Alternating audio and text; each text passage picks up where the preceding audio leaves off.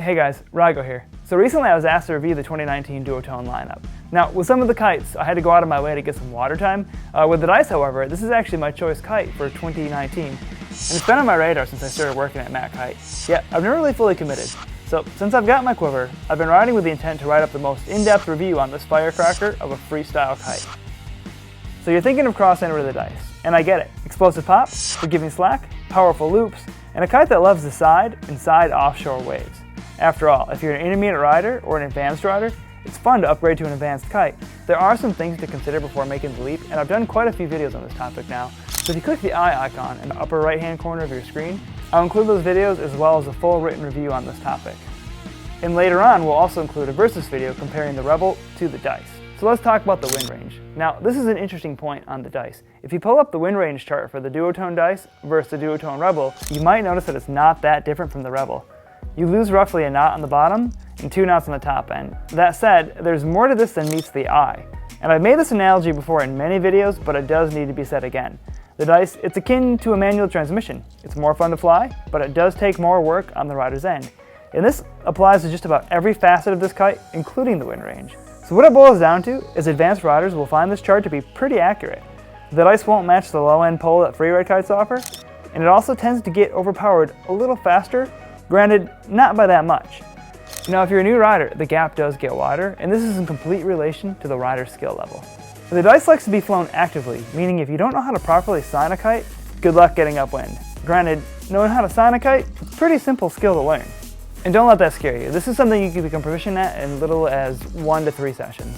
This mostly applies to the bottom end of the kite's wind range, so when you're powered up, the dice is for the most part just going to sit there and pull. And unlike its freeride counterparts, you'll need to start signing much sooner and more actively. So for example, in gusty or inconsistent conditions, you'll be alternating back and forth from parking the kite to working it, and that really depends on what the wind is doing. And there are a couple of factors that are going to impact this, like say choppy water. So with freeride kites, choppy water does not really impact the kite at all. The dice, however, it's really tuned into the rider feedback. So if you're edging through the chop with an inconsistent edge, the kite will respond to this feedback. You might feel varying abrupt tension in your lines, and pairing this with gusty wind, an inexperienced rider may have more difficult time going upwind. So you're probably asking yourself, why would I want to ride a dice?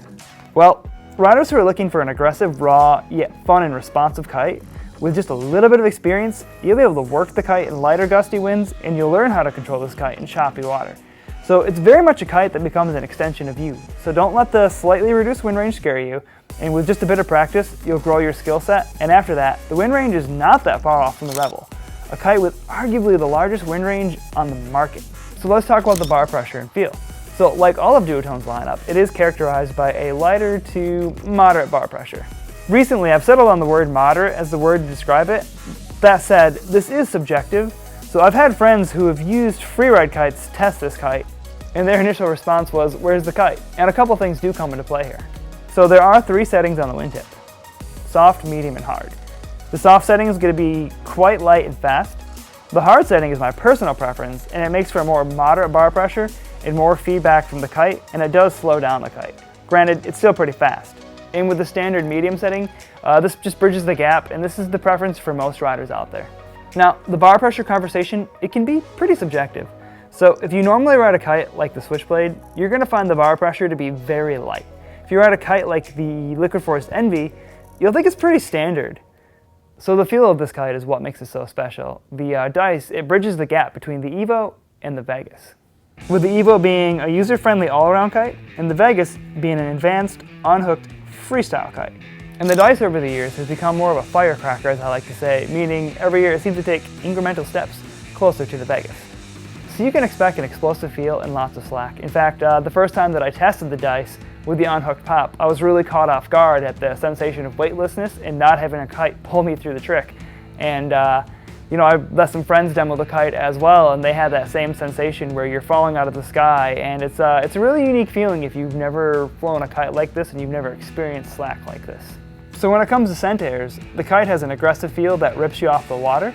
So if you're an experienced rider who likes to keep the kite at say 11 or 1 o'clock on a scent jump, you can expect your tricks to look powerful and critical. And something that a lot of riders do is they keep their kites above them on a scent jump. And while that might feel safer and loftier, it's really not going to look as stylish or feel as powerful. So the dice, it's meant to add power and style to your riding. The jump, it's not as vertical as, say, the Rebel, and it has a little more downwind drift and less loft. Board speed and timing are much more important with this as well. And this is why intermediate or advanced riders love the dice. So as I said, the Kite very much becomes an extension of the rider. Unlike freeride kites that effectively operate on autopilot, board speed is much needed for height. So the faster you come into the jump, the more height and power you can expect. And the same logic applies when unhooking. Just how explosive the Kite is depends on how hard you load, how fast you're going, and when you pop. So the dice isn't Duotone's loftiest kite, but it is the most explosive right after the Vegas. So what about the waves? Now the dice is unique in the sense that while it shines for aggressive freestylers, it also shines for the more aggressive wave rider. There are some things to consider, however. So the dice is fast, it loops easy, and it doesn't have massive amounts of grunt, making it a good contender when kite surfing. The fact that the dice isn't very grunty helps, as it's not a kite that will just pull you off the wave. So one thing to consider is the dice, it shines in side shore and side offshore winds with the waves. So when it comes to side on or onshore winds, it's just not going to drift like the Neo. That's not to say that you can't use any of these conditions, it's just that you're going to have to actively fly the kite to avoid your lines from slacking too much. So what about unhooked freestyle? Well, if this is your main discipline, then the dice is probably the kite that you want to be on.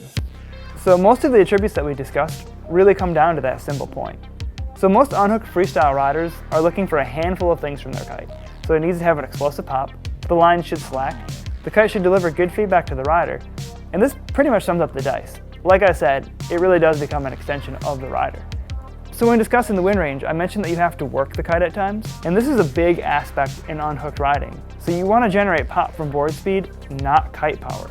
A kite that simply rips you off the water will often pull like a truck through the trick.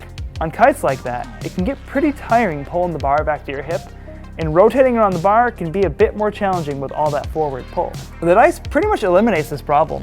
Not only is the kite that uses board speed for pop, but I mentioned the feeling of weightlessness earlier.